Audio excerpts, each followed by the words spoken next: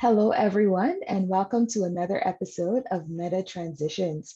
Today, we start a 10 interview series with professionals and lay individuals from Jamaica who will be talking about specific issues that pertain to them. Today, we want to start off with Dr. Kai Morgan, and she will be sharing her take on a mental health issue that she is passionate about. Welcome to our show, Dr. Morgan. Give thanks. Thank you. All right, so let's get right into it. What would you like to share today regarding, I guess, this mental health initiative? Well, boy, when I was thinking about that question, there are so many things. There's so many issues in Jamaica as it stands right now and the wider Caribbean. So I'll start with a big one that I think is all encompassing, which is really mental health stigma, and so we have been dealing with and trying to address this issue. I actually think if it's one good thing that has come out of COVID-19 or pandemic is the attention to the mental health issues, because those have been exacerbated. Yes. So generally speaking, when we use words like mental illness or even mental health and disorders and depression and schizophrenia and all of these terms, yes, they seem, or even the word psychologist for that matter, right? Yes, yes. That it really appears to people like we're dealing with things that are extreme, that are severe, that we're talking about homeless, mentally ill people, some people walking on the streets, that look disheveled and are eating out of garbage bins. And these are the kinds of visuals that I think people tend to come up with, right? Yes. Generally speaking. And so we have had a struggle to kind of get to the point where we understand that mental health is much more than that, much more. Of course, we have a segment of our population that we have to deal with severe mental illness, but there's a lot of us walking around with a lot of psychosocial issues, a lot of issues with support, a lot of issues with just transitioning from high school, primary school to secondary school. There's so many things, couples issues in the family, difficult children, working from home, these are all things that are part of our emotional health or mental health that are important to address and that all of us can have in our lives, that can deal with in our lives. So that is a really big issue for us, I think, in this country. Yes, no, I really appreciate you bringing that up, because destigmatizing, mental health and what we have to deal with is such an important thing for us here at Meta Transitions. And just you talking about some of the nuances, I'm remembering, because I am Jamaican, so I'm remembering seeing, homeless individuals, people eating out of garbage bins, and the state of individuals. And yes, the thing that comes to mind is, oh, that person is insane, or that person is should be in Bellevue, sort of thing, right? So that perception, I think, is still there, and individuals don't recognize that it's normal to go through situations where you don't necessarily have all the answers, and maybe you need some help to be able to think about, reflect, and have somebody else be non-judgmental, right? And recognizing that it's okay to look within yourself and see that, I don't have all the answers, and maybe somebody else could help me with that. Right. Absolutely. And that's a challenge. And that's a challenge, because we are culturally, we do have some of those kinds of understandings, those underlying understanding that we don't do certain things, we don't air our dirty laundry, right? To strangers, especially, so we don't need help like that, should be able to figure this out by ourselves. We should be able to figure this out as a family, that kind of thing. So those are some of the myths that we're trying to kind of bust through, and I think part of that struggle, or part of that approach or strategy has been with the words that we use, you know, because the words that we use are very powerful. So, you know, even sometimes a shift from psychologist to counselor, right? Or, you know, talking about a mental health issue to stress management, you know, because everything starts at that place anyway, right? So it's real. And, you know, things like that have been what we've tried. And, you know, our ministries have also made attempts, especially our Ministry of Health and Wellness, you know, with clips, video clips, on the radio and on the TV as well, that actually had started prior to COVID, you know, just about depression. You know, we have billboards, there's big billboards too, you know, just kind of introducing that, listen, anybody can struggle with feeling sad, with feeling depressed, with, you know, and these are the symptoms kind of thing. So some of those efforts had really started, and then COVID kind of took over the place. But it, again, as I said, it has kind of brought it to the fore as well, you know, and so there's a lot more that is being allocated to work on the mental health issues that have come up from this whole, you know, pandemic and the experience. And it's great to hear that, you know, media and communication channels and ministries within, you know, Jamaica is stepping up to figure out ways to spread, you know, or destigmatize mental health. And you're so right, that language is so important. And it's so important for us to think about what are ways that we can, you know, reduce the language down to a space where even a child would be able to say, you know what, I'm feeling anxious or I'm feeling sad, or, you know, mom, I think I need to talk to somebody because I'm a little stressed right now, right? Even if we're able to, you know, create a way that children can identify that, you know, they need help, then we're doing our jobs, right? Yes. And on that point, you know, I would also mention our other ministry, the Ministry of Education, Youth and Information, who has rolled out a curriculum, a mental health literacy program is what they call it. And so this is a national effort to, I think it's supposed to be for 9th graders, somewhere in the early high school region, for this kind of understanding, you know, the understanding that these are mental health things. What do we do? How do we identify them? What do we do if we need help? What are some numbers to call? You know, things like that, which are very important at the earlier ages, because this is how we kind of eventually break this idea and these cultural norms around mental health that we've been talking about, you know. So I'm also happy that these ministries in particular are paying a lot of attention, you know. The Ministry of Justice has been paying attention in its own way as well. Right, in terms of trying to broaden their scope of psychologists, trying to rolling out a child diversion program, for example, you know, which kind of entails those children that we know they're gonna get into trouble with the law, but it's like their first offense, and if we send them into that system, we know that that's a downhill road right there. So how can we structure programs around their families, around them, and building them vocationally, etc., and build them to help them to stay out of the system and to strengthen their psychological wellness, really, you know, and that of their family. So all of these things are happening, you know, and so there are some, in my view, there is some shift that has come about.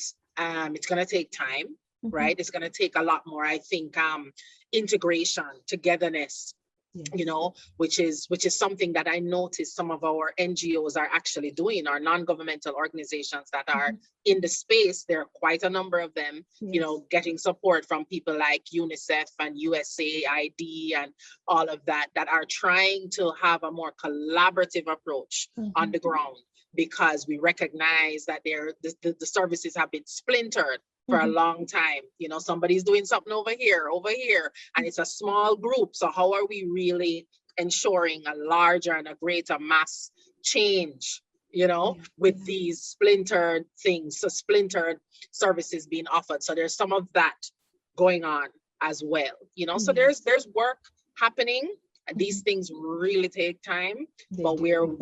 I'm seeing movement.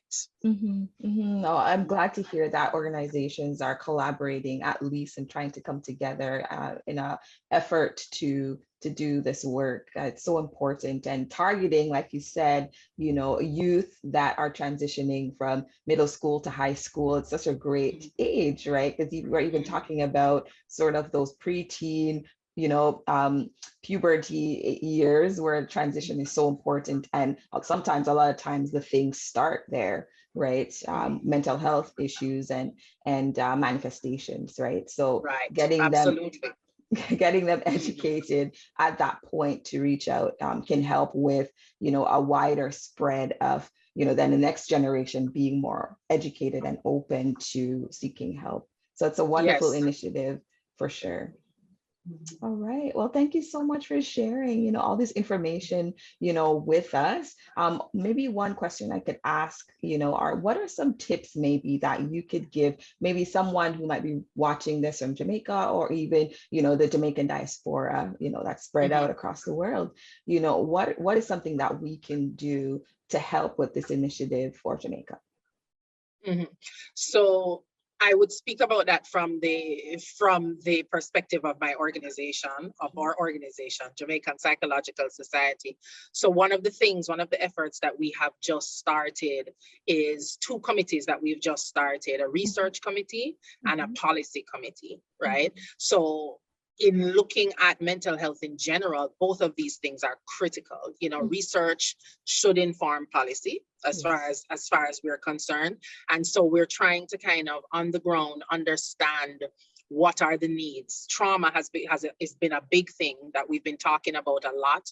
Everybody understands the nature of trauma in terms of in the industry, psychologists, counselors, etc. We understand the impact that it has, but the wider dissemination of how much trauma impacts, I think needs to be something that we have in our radar, that the country, everybody, John public, Jane public, everyone needs to understand what trauma really does for us, because our baseline trauma, when we look at things like the adverse childhood experiences scale, is much higher than the average, than what that baseline is in other parts of the world then, right? And that means, what does that mean for us? So trying to understand that.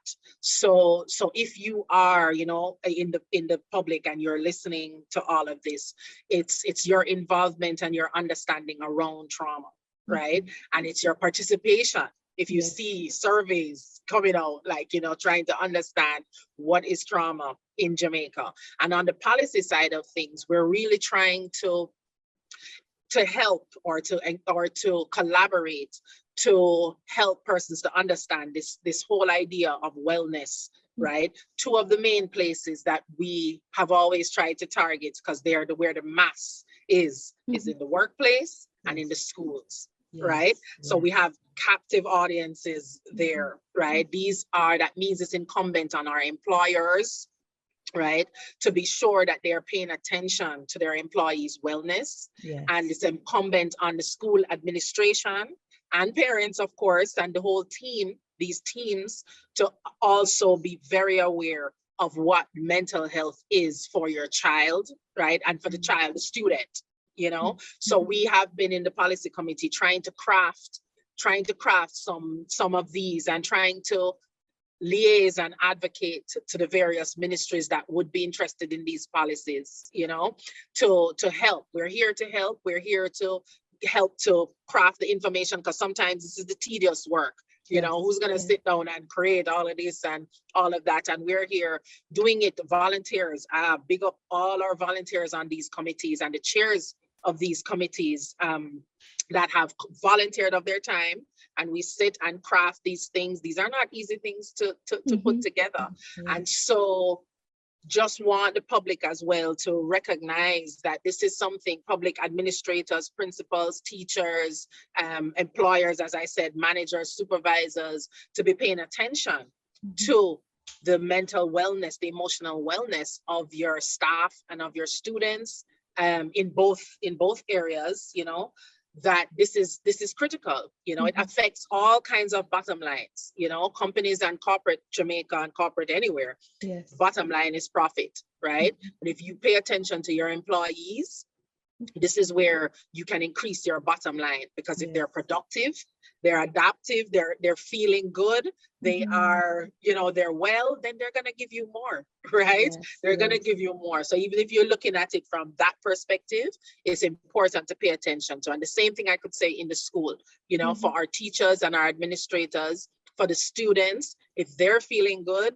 then they're more, we see that all the time, the relationship between emotional wellness and academic performance, it is undisputed, right? So if our students are feeling better, if they're feeling well, if they're doing well, you know, it helps. It's not everything, but it's not everything. There are other things, of course, that can come into the picture, but certainly we give them a big jump start when they're feeling emotionally well, to be able to tackle what is there in the school environment and the work environment. Oh, those are two areas that I work in as well. I'm working with employee organizations to provide counseling to employees that may be going through, you know, specific transition issues. And you're totally right. Like when employees get the opportunity to sort of just share what's going on for them, de-stress, then they're more productive at work and more effective. Yes, right? yes, for sure. And I'll add to that as well, because, you know, we see where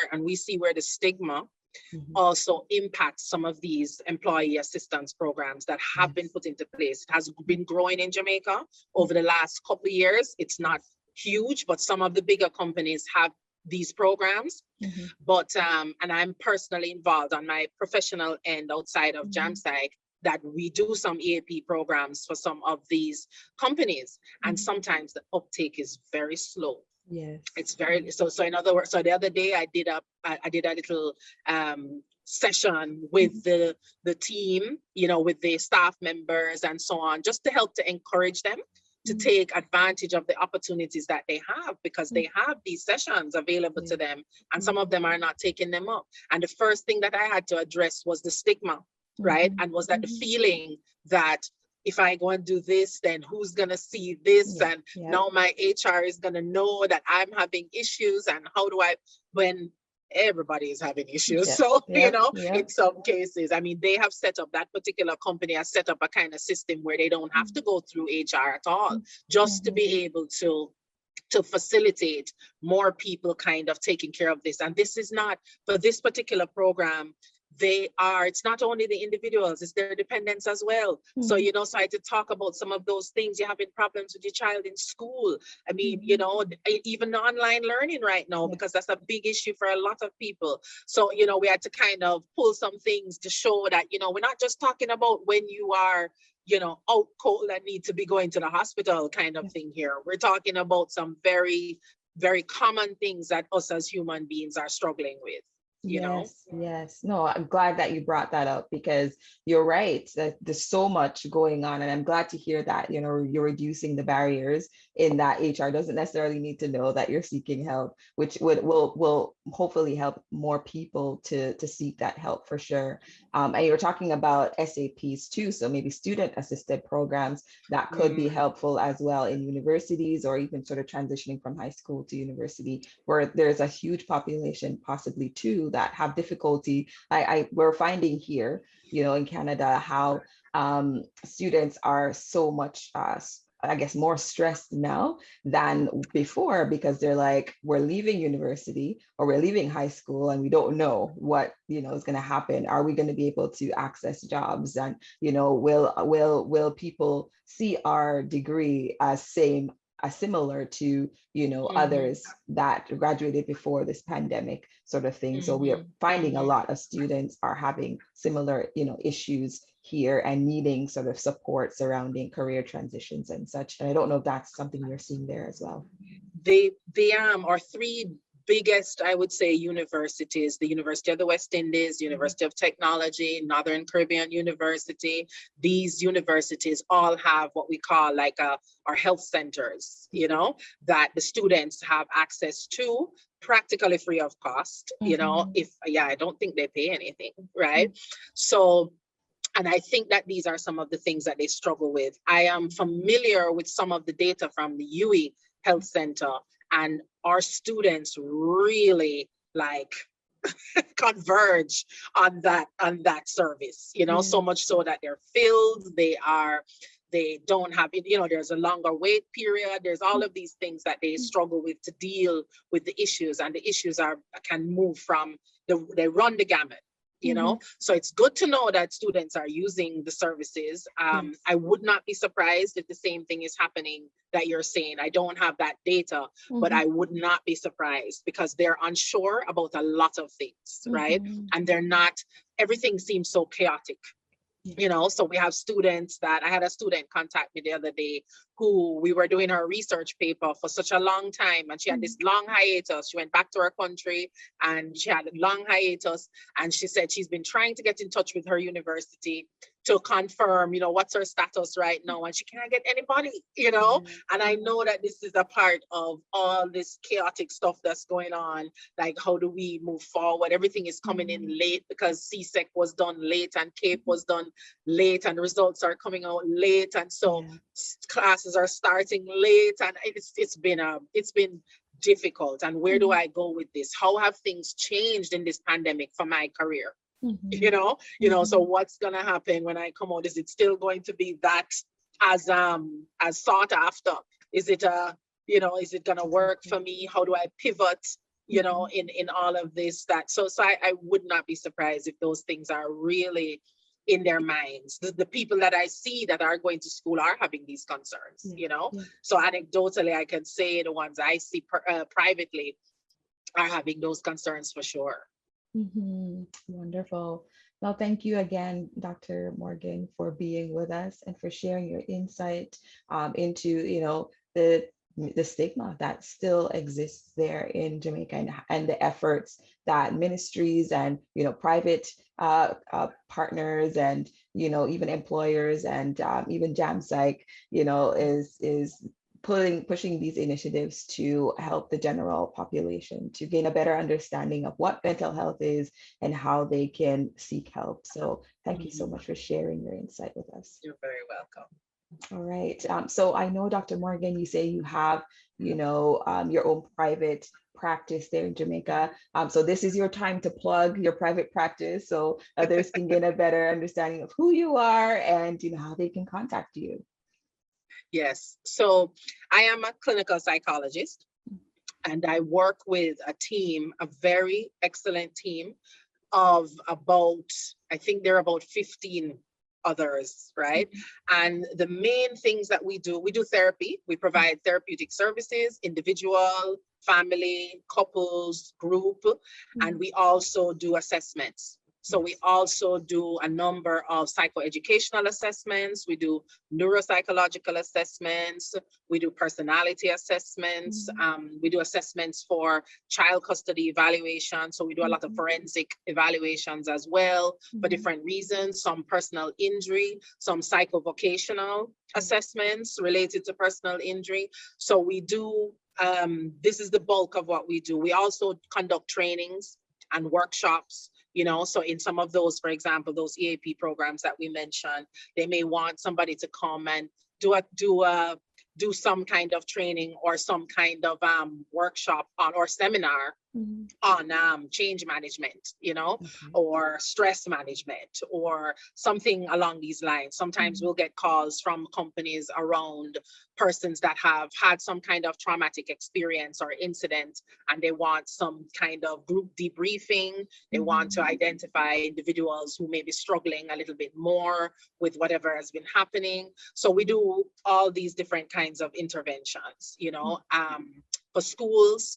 You know, back to school, we have a couple dealing with now. And of course, the administrations want to talk to the students around their emotional wellness, their mental health, and they ask us to come and, you know, have a talk. So we do all of these things. So we are fully open, fully available. We're still doing virtual, and we do virtual, and we're still doing some in person as well, you know, because we do have some clients who are like, I do not want this virtual thing at all, you know.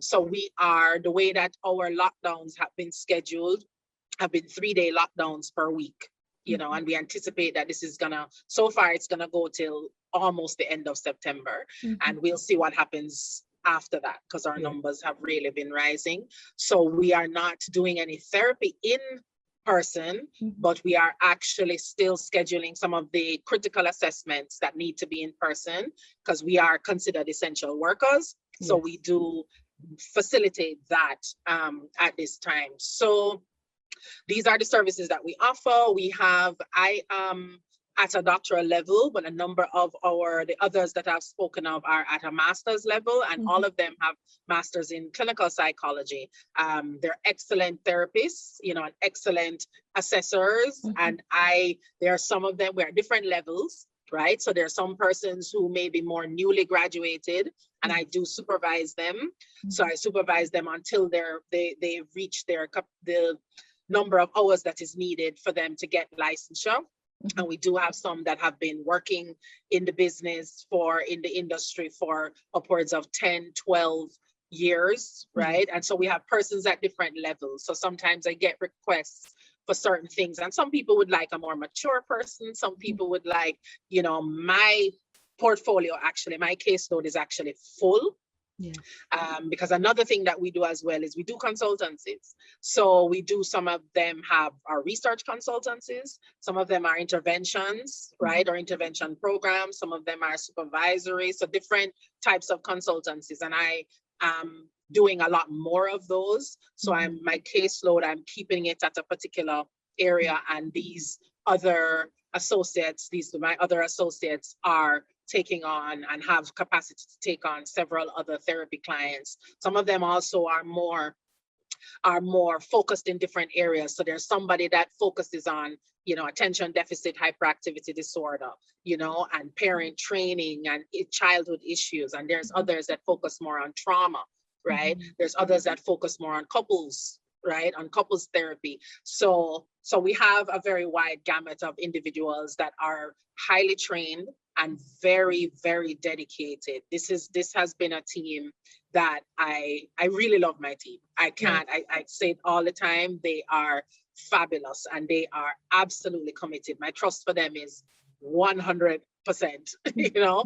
So yeah, that's our team and what we do. Wonderful, wonderful. All right. So if someone wanted to contact you, how would they contact you?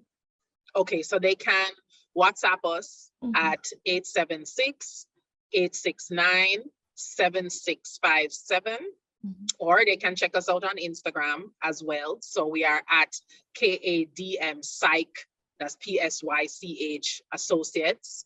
And we're also on Facebook. So you can just type in Kai and KADM, I think it is, Psych and Associates again. So you can type in any combination of that and you'll get us, and you'll see us on Facebook, Instagram, and or WhatsApp us, or email as well, you know. So we have the email for the office is kadmoffice@gmail.com, and all your responses, our response time is very quick on any of the platforms, and email and WhatsApp and all of that. So you can reach us any of those.